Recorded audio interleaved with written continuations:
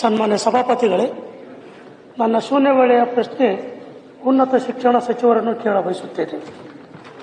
ಸನ್ಮಾನ್ಯ ಸಭಾಪತಿಗಳೇ, ರಾಜ್ಯದಲ್ಲಿ ಪ್ರತಿ ವರ್ಷ ನಿಯಮಿತವಾಗಿ ನಡೆಯಬೇಕಿದ್ದ ಕರ್ನಾಟಕ ರಾಜ್ಯ ಪ್ರಾಧ್ಯಾಪಕರ ಅರ್ಹತಾ ಪರೀಕ್ಷೆ ಕೆಸೆಟ್ ಕಳೆದ 2 ವರ್ಷಗಳಿಂದ ನಡೆಯದ ಕಾರಣ ಅಸಂಖ್ಯಾತ ಆಕಾಂಕ್ಷಿಗಳಿಗೆ ಹಾಗೂ ಅತಿಥಿ ಉಪನ್ಯಾಸಕರಿಗೆ ತೊಂದರೆಯಾಗುತ್ತಿದೆ ಎಂದು ವಿಜಯವಾಣಿ ದಿನಪತ್ರಿಕೆಯಲ್ಲಿ ದಿನಾಂಕ 6/7/2023ರಂದು ವರದಿಯಾಗಿರುತ್ತದೆ.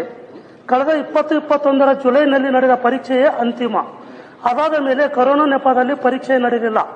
2021ರಲ್ಲಿ ಪರೀಕ್ಷೆಯಲ್ಲಿ ಅಕ್ರಮ ನಡೆದಿದೆ ಎಂದು ಪರೀಕ್ಷೆಯನ್ನು ಮುಂದೂಡಲಾಗುತ್ತಿದೆ.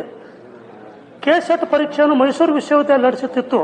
2021ನೇ ಸಾಲಿನ ಪರೀಕ್ಷೆಯನ್ನು 2020ರ ಸೆಪ್ಟೆಂಬರ್ 27ರಂದು ಹಾಗೂ 2021ನೇ ಸಾಲಿನ ಪರೀಕ್ಷೆಯನ್ನು 2021ರ ಜುಲೈ 25ರಂದು ನಡೆಸಿತ್ತು. ಆದರೆ 21ರ ನಂತರ ಪರೀಕ್ಷೆಯಲ್ಲಿ ಅವ್ಯವಹಾರ ನಡೆದಿದೆ ಎಂದು ಹಲವು ಸಿಬ್ಬಂದಿಗಳನ್ನು ಹೊಣೆಗಾರರನ್ನಾಗಿ ತನಿಖೆಗೆ ಆದೇಶಿಸಲಾಯಿತು. ಆದರೆ ಇದರ ವರದಿ ಇನ್ನೂ ಬಹಿರಂಗಗೊಂಡಿಲ್ಲ. ವಿಶ್ವವಿದ್ಯಾಲಯ ಅನುದಾನ ಆಯೋಗ ಯುಜಿಸಿ ಉನ್ನತ ಶಿಕ್ಷಣ ಸಂಸ್ಥೆಗಳಲ್ಲಿ ಅರ್ಹತಾ ಮಾನದಂಡವನ್ನು ಪರಿಷ್ಕರಿಸಿದ್ದು, ಆ ಪ್ರಕಾರ ಸಹಾಯಕ ಪ್ರಾಧ್ಯಾಪಕರ ಹುದ್ದೆಗೆ ಪಿಎಚ್ಡಿ ಐಚ್ಛಿಕವಾಗಿರುತ್ತದೆ.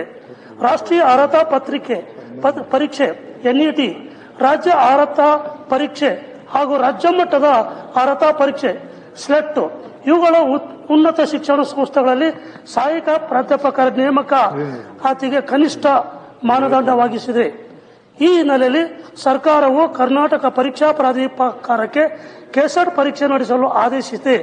ಆದರೆ ಕೆಇಎ ಕೆಸೆಟ್ ಪರೀಕ್ಷೆ ನಡೆಸಲು ವಿಳಂಬ ನೀತಿಯನ್ನು ಅನುಸರಿಸುತ್ತಿದೆ.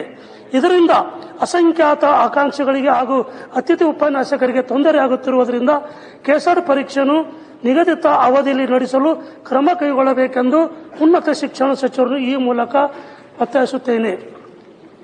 ಮಾನ್ಯ ಸಭಾಪತಿಗಳೇ, ಈಗಾಗಲೇ ಮಾನ್ಯ ಸದಸ್ಯರು ಹೇಳಿದಾಗೆ ಕೆಸೆಟ್ ಪರೀಕ್ಷೆಯನ್ನ 2022ರಲ್ಲಿ ನಡೆಸೋದಕ್ಕೆ ಈಗಾಗಲೇ ಕ್ರಮ ತೆಗೆದುಕೊಳ್ಳಲಾಗಿದೆ.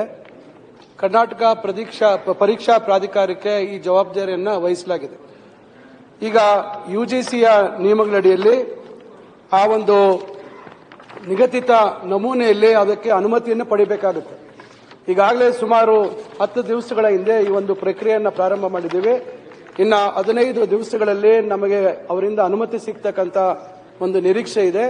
ಬಂದ ಕೂಡಲೇ ನಾವು ಈ ಒಂದು ಕೆಸೆಟ್ ಪರೀಕ್ಷೆಯನ್ನ ಮಾಡುವಂತದ್ದಕ್ಕೆ ಎಲ್ಲಾ ರೀತಿ ಕ್ರಮ ವಹಿಸ್ತಾ ಇದ್ದೀವಿ.